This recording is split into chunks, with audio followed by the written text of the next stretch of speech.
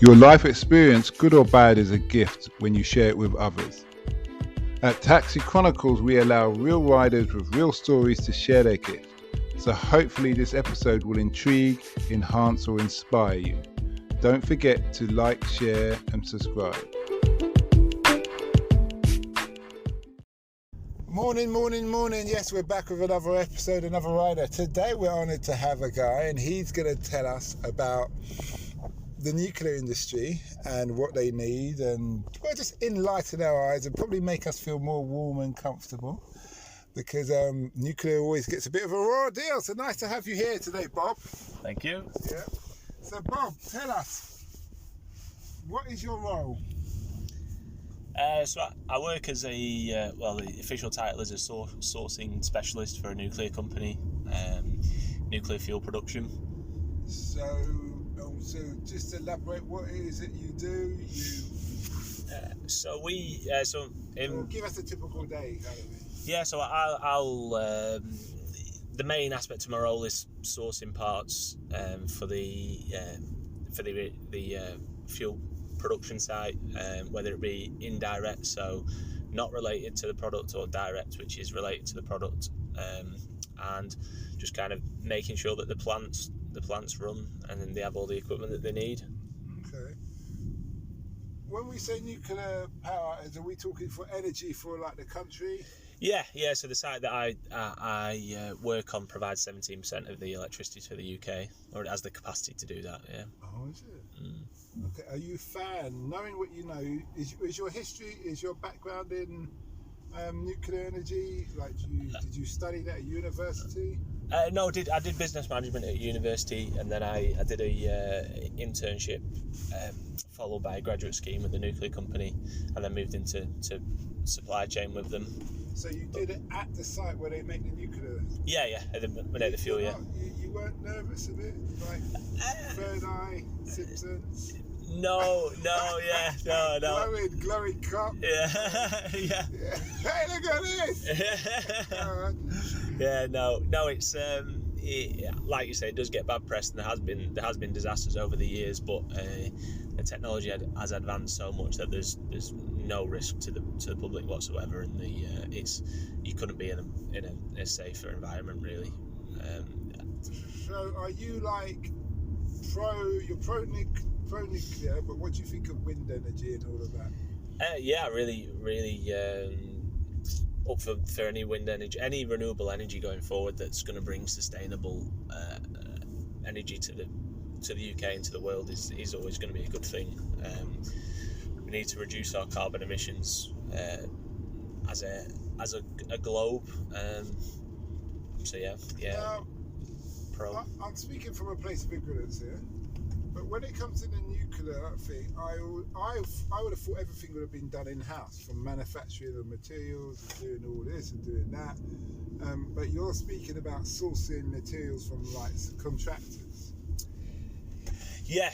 So all the production and all the production and putting it all together is done in-house, but there is just as any manufacturing plant in any industry, you've still got all of your supplies that you need to keep the plant running, from everything from kind of the physical kit and the machines that you use in the processes, all the way to having a canteen for your staff and cleaning and all that type of stuff. So that all falls in under our bracket. Do you need special cleaning equipment for the nuclear, or is it? Yeah, so there's contact areas and non-contact areas. So contact areas being where the processes are done on the plant, and non-contact just being kind of like a normal office area. So there's different there's different requirements for each. Yeah. Okay. What have you learned about the nuclear industry that you wish you knew when you had started? Yeah, I just think in generally that all of the kind of innovation that there is in the industry going on, not only to kind of make the industry safer, but also to tackle kind of growing issues in the world like carbon, like net zero. Nuclear isn't net zero, doesn't emit carbon to the environment for its use, and it's kind of like you say, it gets a bad press in that everyone thinks there's going to be a nuclear disaster, but in reality it is clean energy. The only thing that springs to mind, and I don't know if this is your department, they always talk about nuclear waste. Yeah. And I assume that you have to find safe measures of disposing of that. What kind of measures? Because I think it's an American company or something that used to put them in like oil drums and drop it in the sea, which I didn't really think was the best thing. Maybe we could ask Elon Musk to put it in space. What is it that they can't get rid of that needs to be sealed when it comes to nuclear energy? I don't know exactly, not my area, but I think what you're talking about would be like low level waste that may have been in contact on the nuclear plant, but there's certain kind of storage facilities across the UK which are safe and approved to take that type of waste, I guess, but yeah, I don't know that in detail. Okay, well, thanks a lot for that informative interview. My last question to you would be, if somebody wanted to get into the industry, how would you advise a young person? Work experience, degree? There's a new reactor going up Hinkley C. There's going to be a lot of jobs there. I would say just research the industry, connect with people on LinkedIn, send messages out, and generally people are happy to chat. And what I've come across in the nuclear industry, and there is a lot of opportunity out there, and it can be a lucrative role if you stick at it as well. What kind of degree do they need, if any?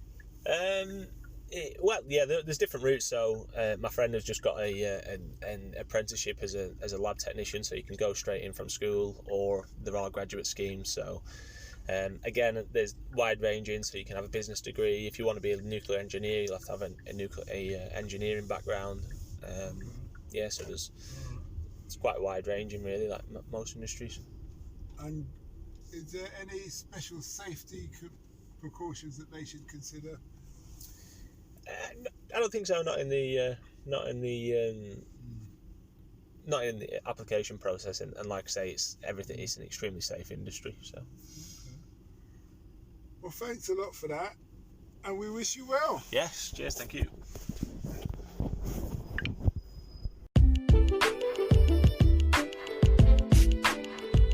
We hope you liked that Taxi Chronicles interview. Don't forget to share and subscribe to get the latest episode. Ever considered investing in the continent with the fastest growing economies and population on Earth? The same continent that holds 30% of the world's known natural resources. Listen to our sister podcast, Africa Investor Stories, where you hear real investors with real stories from around the world share their experience of investing in Africa. We post Monday and Thursday at 10 a.m. British Standard Time.